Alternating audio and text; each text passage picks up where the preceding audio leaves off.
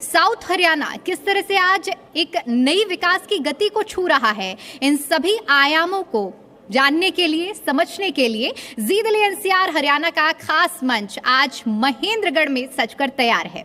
और हमारे बीच में कई खास मेहमान, कई खास पैनल जुड़ेंगे जिनसे आज हम इन तमाम पहलुओं पर चर्चा करेंगे। वो पहलू आपकी आवाज़ होंगे, आपके मुद्दे होंगे, जिनको आपके सरोकार से जोड़ते हुए हम आज उठाने वाले हैं। और इसीलिए इस मंच को तैयार किया गया है। काफ़ी देर से आप लोग इंतज़ार कर रहे थे कि कार्यक्रम की शुरुआत हो, तो अब कार्यक्रम की शुरुआत हो चुकी है। और जैसे कि मैंने शुरुआत में ही जिक्र किया कि जी दिल्ली एनसीआर हरियाणा का ये खास मंच साउथ इमर्जिंग हरियाणा कॉन्क्लेव आप लोगों की आवाज़ बनने के लिए हम आए हैं। और हमारे बीच में जो खास मेहमान हैं उनकी वेलकम के साथ आज की मैं इस कार्यक्रम की शुरुआत करूंगी। और इसके साथ साथ दो लाइनें भी बोलना चाहूँगी कि चाहे राजनीति की बात हो, चाहे शिक्षा के क्षेत्र की बात हो, स्वास्थ्य की बात हो या फिर उद्यमिता की बात हो, हर एक मोर्चे पर एक बड़ा योगदान दक्षिण हरियाणा का रहा है। आज इसी वजह से हम यहाँ के क्षेत्रीय समीकरण को भी समझेंगे, यहाँ के जातीय समीकरण को समझेंगे, राजनीतिक विश्लेषण भी करेंगे। और सारे पैनल हमारे बीच में तैयार हैं। इंतज़ार खत्म करते हैं और कार्यक्रम की शुरुआत करते हैं। हमारे जो खास मेहमान हैं उनको मैं स्टेज पर बुलाना चाहूँगी। और इसके साथ साथ सबसे पहले मैं चाहूँगी जी दिल्ली एनसीआर हरियाणा के एडिटर विनोद लांबा जी हमारे बीच में स्टेज पर आएँ और स्वागत करें आज के हमारे खास मेहमान जो कि पूर्व सिंचाई मंत्री रह चुके हैं अभय सिंह यादव जी का। तो जोरदार तालियों के साथ स्वागत करें। और मैं चाहूंगी कि हमारे एडिटर विनोद लांबा जी हमारे खास मेहमान का स्वागत करें। तालियों की गड़गड़ाहट के साथ ये स्वागत होना चाहिए, क्योंकि कहते हैं ना कि किसी भी कार्यक्रम की जब शुरुआत होती है तो उसे कुछ अलग अंदाज में पूरा किया जाता है। तो आज का ये मंच इसीलिए तैयार है। और अब चर्चा की शुरुआत करेंगे। मेहमान हमारे बीच में हैं और मैं अपने सहयोगी धर्मराज को स्टेज पर बुलाना चाहूँगी। और इसके अलावा देवेंद्र, आप भी स्टेज पर आएँ। दोनों सहयोगी जो कि चर्चा को आगे बढ़ाते हुए राजनीतिक तौर पर क्या कुछ अहम योगदान रहे हैं, क्या विचारधारा अब बह रही है साउथ हरियाणा की, ये समझेंगे। Over to you. Thank you Deepika. और हमारे इस कार्यक्रम में मौजूद सभी जो मेहमान मेरे सामने खड़े हैं, आप सभी लोगों का स्वागत। और अभय सिंह यादव जी, आपका भी सर बहुत बहुत स्वागत, वेलकम। और क्योंकि हम बात कर रहे हैं सर दक्षिण हरियाणा की, और दक्षिण हरियाणा का जब भी जिक्र आता है, और क्योंकि मैं हरियाणा का रहने वाला नहीं हूँ, पढ़ा हूँ और इस क्षेत्र में पहली बार आया इस इलाके में, तो मुझे बड़ा अच्छा लगा। लेकिन सर ये एक तथ्य है कि जब भी मैं हरियाणा के बारे में सुनता हूँ, पढ़ता हूँ, और आप क्योंकि उसी विभाग के मंत्री रहे हैं, दक्षिण हरियाणा मतलब पानी की कमी। तो सर सरकार तो आप लोगों की लंबे टाइम से रही है, कितना कदम आपकी सरकार आगे बढ़ी है इस कमी को दूर करने के लिए? Sir mike please, mike. जहाँ तक पानी का विषय है, ऊपर कर लीजिए सर। जहाँ तक पानी का विषय है, ये ठीक है कि हमारा ये इलाका पानी की कमी से काफ़ी साल तक जूझता रहा है। उसके कुछ भौगोलिक कारण भी हैं। आप अगर हरियाणा की ज्योग्राफी को देखो तो उत्तर में शिवालिक की पहाड़ियाँ हैं, अम्बाला आपका पंचकुला की, वहाँ से धरती का ढाल सालावास तक नॉर्थ से साउथ आता है। उसके बाद में हमारे यहाँ अरावली की ये पहाड़ियाँ शुरू हो जाती हैं। तो अरावली की पहाड़ियों की वजह से वही ग्रेडियंट आपका फिर नॉर्थ से साउथ चढ़ता चला जाता है। और यही कारण है कि नहर हमारे पास पहले हरियाणा के काफ़ी बड़े हिस्से में बहुत पुराने ज़माने से नहर चल रही है। हमारे यहाँ इसीलिए नहीं आ पाई कि उस समय टेक्निकल सुविधाएं उपलब्ध नहीं थी। जैसे अब जो लिफ्ट इरिगेशन का कॉन्सेप्ट आया है, ये बाद में साइंस के डेवलपमेंट के बाद में आया है। तो हमारे यहाँ पानी की नहर आते आते ही हम 1970 के दशक को ख़त्म कर चुके थे। 1980 के आसपास हमारे यहाँ नहरें आई हैं, और वो भी लिफ्ट इरिगेशन सिस्टम से आई हैं। लिफ्ट इरिगेशन सिस्टम की एक लिमिटेशन है, उससे ज़्यादा एक मात्रा से ज़्यादा पानी मैकेनिकली लिफ्टिंग के जरिए बहुत ज़्यादा पानी हम नहीं ला सकते, जितना एक नहर के में बह के पानी आता अपने आप आता है, एक उठा के हर 1 किलोमीटर पे लिफ्ट करके ले जाते हैं, तो फ़र्क है। तो बेसिक कारण तो ये रहा है। लेकिन फिर भी 2014 में हम सरकार में आए थे, हमारी भारतीय जनता पार्टी की सरकार बनी थी। उसके बाद में लिफ्ट इरिगेशन सिस्टम की ओवरहालिंग भी हुई, रिहेबिलिटेशन हुई है। 143 करोड़ रुपए का 143 करोड़ रुपए का प्रोजेक्ट बना, जिससे सारी पंप्स लिफ्ट इरिगेशन के नए हुए हैं और बिजली का जो सिस्टम था वो सारा नया किया है। जब लिफ्टिंग कैपेसिटी हमारी काफ़ी अच्छी हो गई, उस समय हमें जो हमारे हिस्से का पानी था, जो हमारी एलोकेशन थी, वो पानी हम यहाँ ला पाए। और इससे भी बड़ा काम जो मैं समझता हूँ जो पानी का हुआ है, बारिश के ऋतु में यमुना में काफ़ी पानी रहता है और 3 महीने हमारी ये नहरें भरी चलती हैं। वो पानी सारा हमने हमारी कृष्णावती और दोहन नदी का जो बेड है, उसको आप कभी इधर से जाओ तो देखना, लगभग दोनों नदियाँ 25-30 जगह पर जोड़ी हुई हैं, नहर से डायरेक्ट कनेक्ट की हुई हैं। लकीली हमें एक सुविधा मिल गई कि हमारा जो कैनाल सिस्टम है ये नदी के पैरेलल है, तो जगह जगह उसको जोड़ने की सुविधा मिल गई। और विद द रिजल्ट कि नदियों में जब पानी गया है तो आसपास का इलाका रिचार्ज हुआ है। हमारी वाटर बॉडी जो जोड़ तालाब हैं ये भरे हैं। तो अब आपको महेंद्र जिले में ठीक है, सिर्फ उस हिस्से को छोड़ के जहाँ नहरें नहीं हैं, बाकी हिस्से में पानी की अब संतोषजनक स्थिति है। किसानों के पास फसल होने लगी है और अच्छी स्थिति है। अबे जी, इसी से जुड़ा सवाल, पानी हमेशा उल्टा कभी नहीं बहता, सीधा बहता है, लेकिन आपने पानी को उल्टा बहा दिया। नागड़ चौधरी में उसकी समस्या कैसे दिमाग में आया, कैसे आया जहन में, कैसे वो एक विशेष केस था। एक्चुअली हमारे 3-4 गांव हैं राजस्थान बॉर्डर पे, ये बदौपुर, दोचाना, जादूपुर वगैरह। यहाँ नहर भी नहीं थी और नदी के पास, नदी के बिल्कुल किनारे पे गांव पड़ते थे, पीने के पानी की दिक्कत हो रही थी। तो इस वजह से सोचा गया कि इनको पानी की इन गांवों में रिचार्ज की कैसे सुविधा हो। तो एक दिन मॉर्निंग वॉक करते करते अपने कुछ साथियों को लेकर मैंने उसको देखा, लगभग 8 किलोमीटर के लगभग हम पैदल चले थे उस दिन। तो उससे पता लगा कि पानी अगर प्रयास किया जाए तो ले जाया जा सकता है। तो हमने खुदाई करके, और अब बदौपुर गांव के बराबर में बजरी की खान पुरानी खुदी हुई है, वहाँ तक पानी जाता है और इन गाँवों में पानी की स्थिति अब अच्छी हो गई। सर ये बताइए, अभी हम लोग बैठे हैं दक्षिण हरियाणा के महेंद्रगढ़ में। चंडीगढ़ में एक डिनर हुआ था, बड़ी चर्चा रही। आज तो विकास की बात करो यार, डिनर तो हो आलिया जो होना था, विकास की बात करो। मतलब वो चैप्टर क्लोज हो गया आपके तरफ से?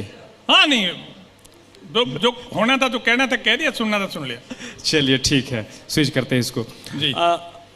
सर एक प्रश्न ये भी आता है, क्योंकि जैसे आपने पानी की बात की, इस क्षेत्र में जब मैं आ रहा था दिल्ली से, तो कई ऐसी विकास परियोजनाएं हैं, कई ऐसी स्थिति, जो बाईपास है वो भी मुझे अधूरा दिखा। तो उसका क्या स्टेटस है? सड़कों की कुछ जगहों पर स्थिति ठीक नहीं है, इंटीरियर में ज़्यादा दिक्कतें हैं, उसको लेकर सरकार क्या कर रही है और आप कैसे उसमें मदद कर रहे हैं? देखिए, जहाँ तक सड़कों की बात है, ये सभी बैठे हैं, ये दर्शक ये मेरी बात को स्वीकार करेंगे कि हमारे यहाँ 2014 से पहले महेंद्रगढ़ जिले में एक भी major road, inter district road या राजस्थान को जोड़ने वाला एक भी रोड 4 लेन का नहीं था। और अब हमारे नारनौल के से निकलने वाले लगभग सभी 4 लेन रोड हैं। 3 नेशनल हाईवे हमें नारनौल को टच करते हैं। 152D हमारे पास से जा रहा है, यहाँ आके टर्मिनेट हो रहा है। 148-20 को टच करते हुए जा रहा है, और ये 11 नंबर जो है ये हमारा राजस्थान बॉर्डर तक जा रहा है। जहाँ तक इस बाईपास की बात कर रहे हो, बेसिकली इस बाईपास का आइडिया पहले जब शुरू में,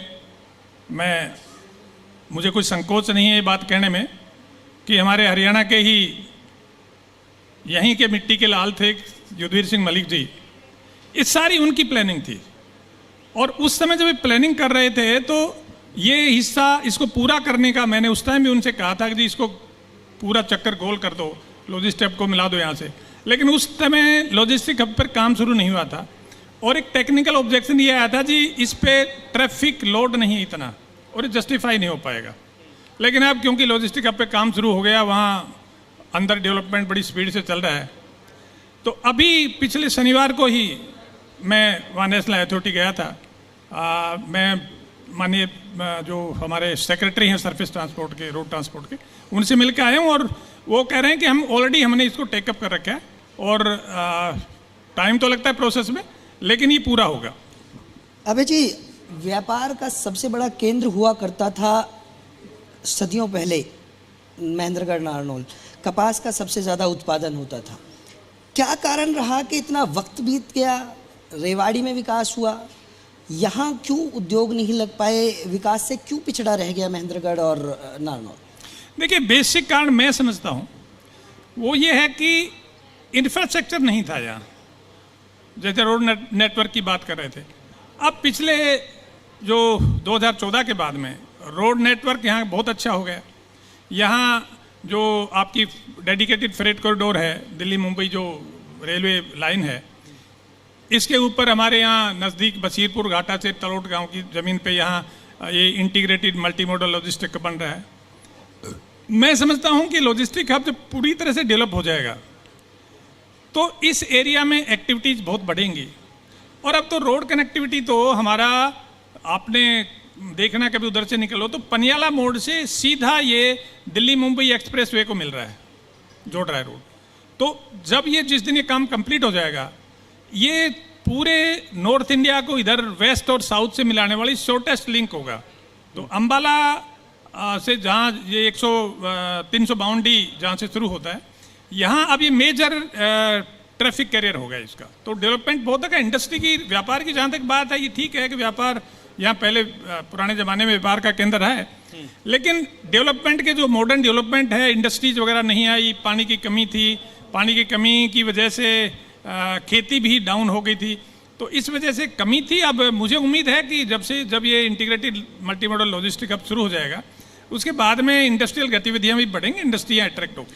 सर, जब किसी क्षेत्र में हम विकास की बात करते हैं तो हेल्थ सेक्टर बड़ा इम्पॉर्टेंट है, क्योंकि उससे हम लोगों को मदद भी करते हैं और लोगों को फाइनेंशियली भी कहीं ना कहीं एक बड़ा रिलीफ मिलता है। क्योंकि अगर कोई गंभीर बीमारी लग जाए, छोटी मोटी बीमारी भी लग जाए, अगर प्राइवेट सेक्टर में जाएंगे तो अच्छे खासे लोगों के पैसे निकलते हैं जेब से। 2014 से सेंटर में भी स्टेट में भी आप लोगों की कंटिन्यूटी में सरकार है, क्या चेंजेस आए हैं इस क्षेत्र के लिए, हेल्थ सेक्टर में? देखिए, जहाँ तक हमारे इस जिले की बात है, यहाँ हेल्थ सुविधाएं, हॉस्पिटल्स काफ़ी अच्छे काम कर रहे थे, लेकिन हमारे यहाँ सुपर स्पेशलिटी सर्विसेज की कमी थी। वो हमारी गवर्नमेंट के पिछले टर्म में 2019-18 में मेडिकल कॉलेज की आधारशिला रखी थी। अब आप इधर से जाओ तो देखना, बहुत अच्छी बिल्डिंग बन के तैयार है, लगभग 700 करोड़ रुपए से अधिक की लागत से कॉलेज बना है, और जल्दी ये कॉलेज शुरू हो जाएगा तो वो सर्विसेज भी जो हमारे पेशेंट्स को जो जयपुर दिल्ली वगैरह जाना पड़ता है उससे भी पीछा छोड़ जाएगा और बड़ी जल्दी कॉलेज सभी डेवलप होना। अबे जी, ये स्वास्थ्य केंद्र तो आज धरना केंद्र बन गया है, क्यों? वो कोई छोटे बड़े कारण है, वो ठीक हो जाएगा, ज़्यादा लंबा नहीं रहेगा। ठीक है। एक सर, एक पर्सनल नोट पे सवाल है आपके, मुझे जानकारी मिली कि आपकी फैमिली के लोग बड़े सर्विसेज में हैं, तो ये भी आपको अच्छा लगता होगा कि आप राजनीति के थ्रू सोसाइटी को सर्व कर रहे हैं, बाकी लोग हैं वो दूसरे माध्यम से सर्व कर रहे हैं, तो अगर आप उस पर, आपकी मर्जी सर, वो फोर्स नहीं मैं कर सकता, अगर आपको शेयर करना हो। नहीं, देखिए, मैं ये कह रहा हूँ कि ये हमारा सौभाग्य है, भगवान का आशीर्वाद है, परिवार का सौभाग्य है, और बाकी जो पहले ऑफिसर हैं तो हैं। हमारी परिवार के 2 ऑफिसर्स आज ही ट्रेनिंग से लौटे हैं, और हमारी जो भतीजी का बेटा है आयुष, उसको भी हरियाणा कैडर मिला है, और लड़की जिससे उसकी शादी हुई अंकिता, उसको भी हरियाणा कैडर मिला है, और दोनों की ही ट्रेनिंग ख़त्म करके आज ही शायद वो आए हैं, तो वो ज्वाइन करेंगे। 2 ऑफिसर हमारे परिवार में और ऐड हुए हैं। तो मैं तो समझता हूँ कि अगर आप इमोशनली मेरे से पूछो तो ये मेरी माँ की तपस्या का परिणाम है। मतलब जो 30 ईयर्स की एज में विडो बनी, और उनकी तपस्या का फल ये हम भुगत, मतलब खा रहे हैं। अबे जी, विकास की बात हुई, राजनीति के एक काम करते हैं। 2014 में जब आपने चुनाव लड़ा, 2019 में भी जीते, 2024 में क्या हुआ? क्या अपनों ने दगा की या एक छोटी सी गलती थी वो पहाड़ बन गई, जिसको आपने साथ रखा वही आपका दगा कर गए? देखिए, इस विषय पे मैं कुछ नहीं बोलना चाहूँगा, क्योंकि आज तो हम विकास की बात कर रहे हैं, दक्षिण हरियाणा के विकास पे आप कंक्लेव कर रहे हैं, तो विकास की बात कर लो, राजनीति की तो हम आपस में करते रहेंगे यहाँ आपके सामने के बाद। लेकिन आपने तो सपना ये देखा था कि मैं विकास करूंगा, 2024 में आपने रोड मैप तैयार किया था, क्या वो अधूरा रह गया? मैं, अगर आप ज्यादा पूछते तो मैं कहता हूँ, I just call it by destiny, किस्मत का खेल और कुछ नहीं। और डेस्टिनी हमेशा सुपर पावर है। डेस्टिनी को तो हु कैन अवॉइड इट, कोई नहीं मतलब बचा। यानी हम उम्मीद करेंगे सर आपकी डेस्टिनी में आपका जो भविष्य है वो और ज्यादा उज्जवल हो, और आपको शुभकामनाएं। धन्यवाद शुभकामनाओं के लिए, थैंक यू वेरी मच। सर्व कीजिए सोसाइटी को और क्षेत्र को सर्व कीजिए। देखिए, मैं जितना बन पाएगा मैं अपनी तरफ से क्षेत्र को सर्व करता रहूंगा। बहुत बहुत शुक्रिया sir. Thank you very much, thank you. बहुत शुक्रिया। और जिस तरह से इसी तरह के पैनल आप सभी के बीच में रहेंगे। अभय सिंह जी, मैं आपसे दरख्वास्त करूंगी कि आप स्टेज पर रुकें। और इसके अलावा चूंकि ये चर्चा का सिलसिला लगातार जारी रहेगा, कार्यक्रम जारी रहेगा, अब मैं कुछ हमारे स्पॉन्सर्स पार्टनर हैं, सबसे पहले तो उनका एक बार फिर से मैं तहे दिल से धन्यवाद करना चाहूँगी जो हमारे बीच में हमारे इस कार्यक्रम का हिस्सा बने। लेकिन सबसे महत्वपूर्ण जानकारी आपको बता देते हैं, हमारे बीच में धर्मवीर सिंह जी मौजूद हैं, आ चुके हैं, MP हैं महेंद्रगढ़ भिवानी से। एक बार जोरदार तालियों के साथ उनका स्वागत करिए। और कंवर सिंह यादव जी हमारे बीच में आ चुके हैं, विधायक हैं महेंद्रगढ़ से। आपका भी बहुत बहुत स्वागत है जी दिल्ली NCR हरियाणा के इस खास मंच में। चर्चा भी करेंगे, लेकिन इस बीच देखिए जिस तरह से अभी पार्टनर्स और स्पॉन्सर्स का मैंने जिक्र किया है, उनके बारे में भी बता देते हैं। राव बहादुर सिंह जी जो कि चेयरमैन हैं यदुवंशी ग्रुप ऑफ स्कूल, उनका भी बड़ा योगदान और आज के हमारे स्पॉन्सर पार्टनर हैं। इसके अलावा डॉक्टर विनीत यादव जी विजय हॉस्पिटल, इनका भी हमारे बीच में बड़ा योगदान और स्पॉन्सर पार्टनर हैं। इंजीनियर मनीष राव जो कि CEO हैं RPS के, और डॉक्टर विपिन सांगवान जी जो कि ऑस्कर हॉस्पिटल के तरफ से हमें स्पॉन्सर किया गया है। इसके अलावा डॉक्टर सुरेंद्र मित्तल जो कि संवेदना हॉस्पिटल के संचालक हैं नारनौल के। इसके अलावा विनीत पिलानिया जी लैंडवर्दी माइनिंग एंड इंफ्रा LLP हमारे स्पॉन्सर पार्टनर हैं। इसके अलावा अजय गुप्ता जी CL फार्म्स रेवाड़ी हमारे पार्टनर हैं। सभी हमारे स्पॉन्सर्स जिनकी वजह से ये आयोजन एक सफल आयोजन बन रहा है। और देखिए, इमर्जिंग साउथ हरियाणा का ये मंच बेहद खास है, क्योंकि अभी जिस तरह से आपने हमारे पहले पैनल को सुना और आपको एक अलग अनुभव भी हुआ होगा। और अब मैं चाहूंगी कि हमारे स्पॉन्सर पार्टनर विनीत पिलानिया जी हमारे बीच में आए और उन्हें सम्मानित करेंगे पूर्व सिंचाई मंत्री अभय सिंह यादव जी। और मैं दरख्वास्त करूंगी कि जी दिल्ली NCR हरियाणा के एडिटर विनोद लांबा जी भी स्टेज पर आए और एक बार फिर से जोरदार तालियों के साथ स्वागत करिए।